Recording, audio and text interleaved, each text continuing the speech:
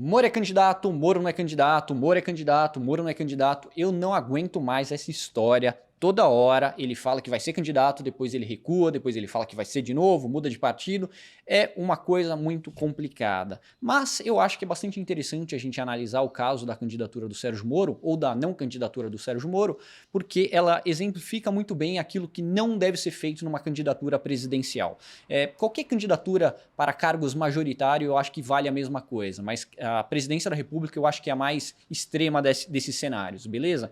Então, eu gostaria de, em primeiro lugar, pedir a participação de vocês aí. Eu queria que vocês comentassem se vocês acham que se o Sérgio Moro vai ser candidato à presidência da República ou não vai ser, e se vocês acham que ele vai ser candidato a algum outro cargo, como, sei lá, Senado pelo estado de São Paulo ou mesmo deputado federal, beleza? Seria legal aí vocês comentarem isso antes de eu dar a minha opinião sobre isso, beleza?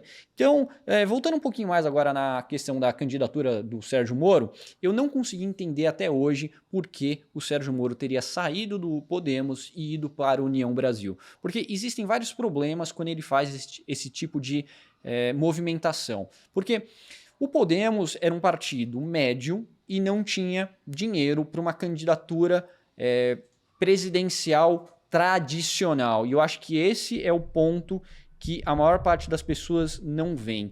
Se você não tem recurso para fazer uma candidatura com uma campanha tradicional, quer dizer que você não deve fazer uma candidatura tradicional. Esse é o ponto. E na cabeça do Sérgio Moro, se eu entendi bem, ele simplesmente foi para um partido que possibilitaria ele fazer uma candidatura tradicional. E é muito mais difícil você estar no União Brasil do que estar no Podemos, na minha opinião. Porque quando você está no Podemos, você ainda tem uma certa margem de manobra, você ainda é o principal nome do partido, você ainda consegue manobrar um pouco o que você consegue fazer. Mesmo que você tenha menos recursos, você está pisando menos no calo de outros candidatos, principalmente candidatos à reeleição. Na hora que você vai para a União Brasil, a quantidade de gente que vai disputar protagonismo com você e vai tentar te boicotar é ainda maior. Então eu acho que foi uma coisa muito inábil politicamente do ponto de vista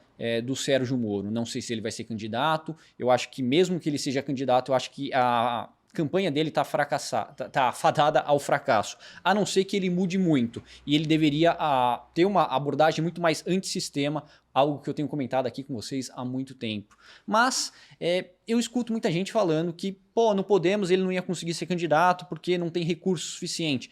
Tem recurso suficiente, sim. Eu não sei agora exatamente qual que é o tamanho da verba eleitoral que o Podemos tivesse, mas assim, com 50 milhões de reais, por exemplo, você consegue fazer uma campanha muito forte eleitoral. Muito forte eleitoral, mas não vai ser uma candidatura, uma campanha tradicional. Então isso é o ponto mais essencial que eu acho que vocês devem entender, porque eu acho que qualquer outro candidato que não seja o Lula, que não seja o Bolsonaro e que não tenha verba a dar com pau, precisa de uma candidatura não tradicional. Então não vai ser os apoios políticos aí, a sua articulação política que vai fazer o nome da terceira via ser forte. É a sua força que vai atrair pessoas que querem estar próximo a você, e não você achar pessoas antes para depois construir a sua candidatura. Então a gente pode olhar muito claramente o que o Geraldo Alckmin fez em 2018, o que o João Dória está tentando fazer agora, o que Simone Tebet provavelmente vai tentar fazer caso ela não seja boicotada dentro do PMDB para uma candidatura presidencial. Essa coisa de achar que o apoio dos caciques partidários de uma frente ampla vão ser o suficiente para te alçar a posição de representante legítimo e forte da terceira via, sendo que a terceira via, apesar do nome do canal, a terceira via ela não existe. Isso é uma coisa muito restrita, é algo muito, muito restrita a, sei lá, talvez a classe média urbana bastante escolarizada. A maior parte das pessoas não está nem aí para a terceira via. Ela pode não gostar do Lula, ela pode não gostar do Bolsonaro, mas ela não está próxima ao pensamento que as pessoas de terceira via pensam e tentam passar para o seu público. Por isso que você vê um enorme problema de comunicação em qualquer uma dessas candidaturas, beleza? Então, outra coisa que eu queria comentar aqui com vocês é que eu acho que qualquer candidatura de terceira via, se for para ganhar, tem que ter muita disposição em brigar. Eu preferiria trabalhar, agora estou falando do ponto de vista eleitoral, ponto de vista intelectual, não estou falando de afinidade política. Digamos que eu conseguiria trabalhar com Sérgio Moro, eu talvez conseguisse trabalhar com Ciro Gomes, eu talvez conseguisse trabalhar com o Janones, eu acho que o Janones seria o mais fácil de trabalhar, porque seria muito fácil da gente trabalhar com essas pessoas em termos de falar a seguinte coisa, falar assim, olha, você não vai ganhar a eleição, você só tem uma chance muito pequena, quase impossível de ganhar. E se você quer ganhar a eleição, você vai ter que ter uma comunicação muito diferente do que as pessoas que o assessoram têm. Vamos tentar uma coisa nova? E eu acho que daria para fazer isso sim. Mas quando você está num partido muito grande como União Brasil, é uma coisa que é extremamente difícil de você fazer. E se você também está com um paradigma errado, como o caso do Ciro Gomes, o Ciro Gomes é um cara que tem um paradigma errado. Eu vou falar melhor em outro vídeo porque o paradigma do Ciro Gomes está tão errado e por isso que eu não acho que ele tem chances reais de ganhar mais do que 10% na eleição. Talvez o candidato mais antissistema em termos de comunicação e de potencial de tentar algo novo seja o Janones. Mas o Janones também tem vários outros problemas, porque ele também tem uns paradigmas que o tornam muito pouco palatável para as classes médias, principalmente as classes médias urbanas, e ele tem um discurso que é muito próximo a um certo discurso do Lula. Então, por que você vai votar no genérico, sendo que você pode pegar o original? Por mais que você não goste tanto assim do original, às vezes é mais fácil você pegar o original, porque o original você sabe o que você vai esperar. O novo nem sempre é a coisa melhor a ser feita. Isso é uma coisa que as pessoas não entendem. Então, esse cara aí é novo. E o novo? É bom, necessariamente? Olha aí o Bolsonaro. Tentaram uma coisa nova. Olha aí a merda que deu. Então, eu acho que é muito difícil a gente saber se o Sérgio Moro vai ser candidato ou não. Eu acho particularmente que ele não vai ser candidato à presidência da República. Posso estar redondamente enganado. E eu acho que esse movimento que ele fez para União Brasil foi um movimento muito ruim.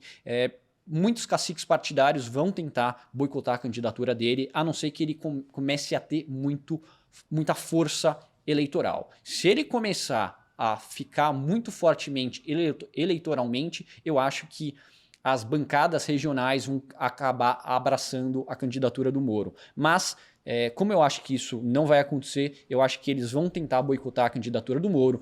Pensa, por exemplo, o ACM Neto, cacique partidário bastante favorito para ganhar lá na Bahia. Se ele tiver colado na imagem do Moro, será que ele vai ser tão favorito lá na Bahia?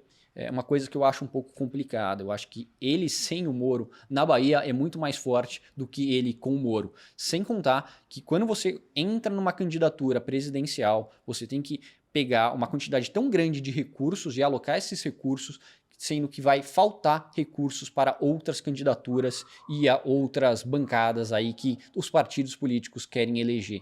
Será que União Brasil quer eleger um presidente da República? Será que o Podemos realmente queria eleger um presidente da República? Eu acho que não. Eu acho que se eles conseguissem, seria ótimo, mas assim, eu acho que o que eles querem mesmo é fazer bancadas regionais e ter um pouco mais de poder. Eles são muito mais partidos que querem ser, de certa forma, o centrão, não necessariamente com a corrupção típica do centrão, mas mais ou menos fazer esse papel moderador aí que o Congresso brasileiro tem feito ao longo de todo esse período aí, desde a redemocratização, beleza? Então, eu acho que tem várias outras coisas aí que eu quero comentar com vocês depois, mas eu não sei se ele vai ser candidato.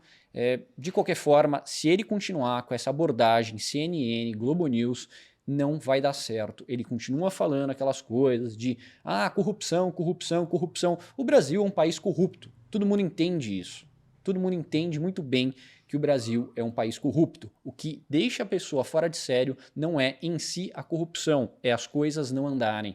Então, eu comentei no vídeo passado que o pessoal fala, muita da perda da força do Bolsonaro se deveu ao fato dele começar a atacar as instituições. Eu acho essa leitura bastante equivocada. Não tem nada a ver com isso. Quem votou no Bolsonaro, assim como quem vota em quase qualquer candidato à presidência da República, tá nem aí para as instituições. Você rejeita o Bolsonaro porque o Bolsonaro não conseguiu resolver o seu problema.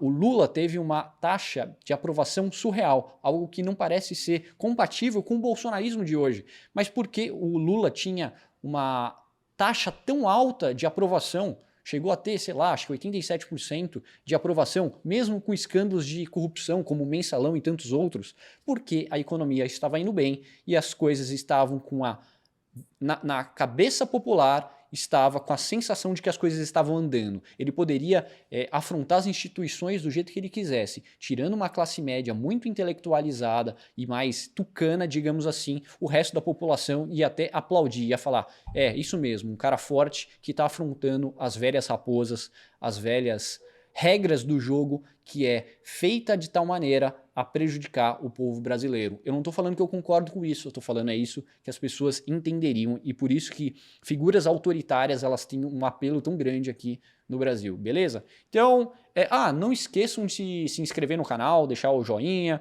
e me seguir nas outras redes sociais que eu queria agora para falar com vocês melhor, que é o Felipe Trentin BR, beleza? Tem Instagram, TikTok, nossa, eu dei uma porrada no microfone aqui, Instagram, TikTok, Kawaii, Telegram também e todas essas outras, beleza? Qualquer coisa comenta aí embaixo, é isso aí, um abraço, tchau, tchau.